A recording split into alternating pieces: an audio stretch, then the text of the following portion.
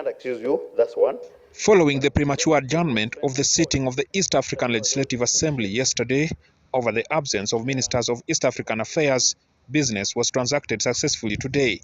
2 ministers with us in the CTC.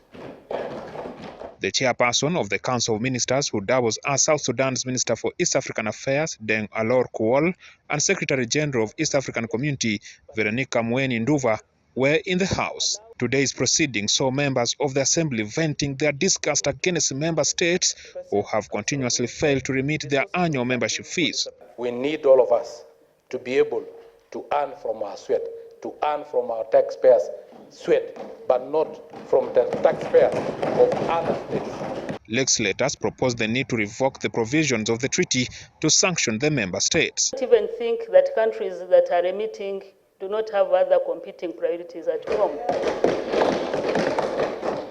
It's a question of commitment. Otherwise, we don't want to have another community collapsing because there is no funding. So I really want to urge you, Honorable Council members, the treaty is so clear. We have Article 143 is on sanctions. Why don't you apply sanctions? It's a high time to review whether the member states that came to integrate are really committed to the cause of the integration.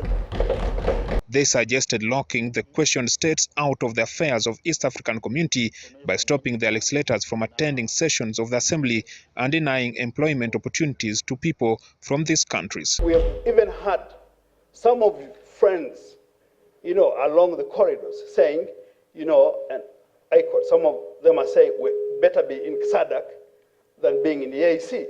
Then what are you doing? What are you waiting? Get out. The expansion of the community to 8 states, but with little or no remittances by some of them, has crippled the smooth running of affairs. Both East African Legislative Assembly and the East African Court of Justice had their sittings delayed by the shortage of resources.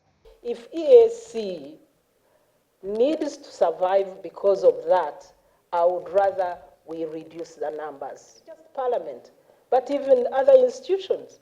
And we cut down the cost of administration. Heads of state agreed that we should pick on 1.5% on infrastructure levy, which all people are paying.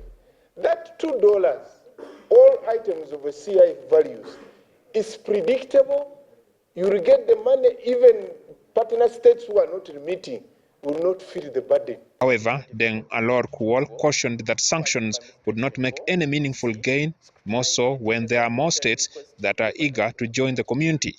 He indicated that some of the states are financially crippled by conflict. And when there is fighting, it affects the economy of that country. It affects the economy of that country.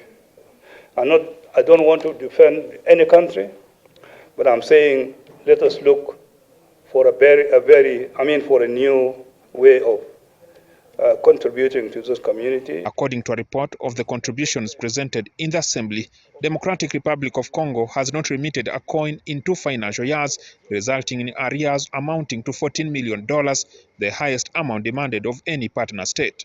Burundi comes second with arrears amounting to $11 million, followed by South Sudan, which owes the community $8 million.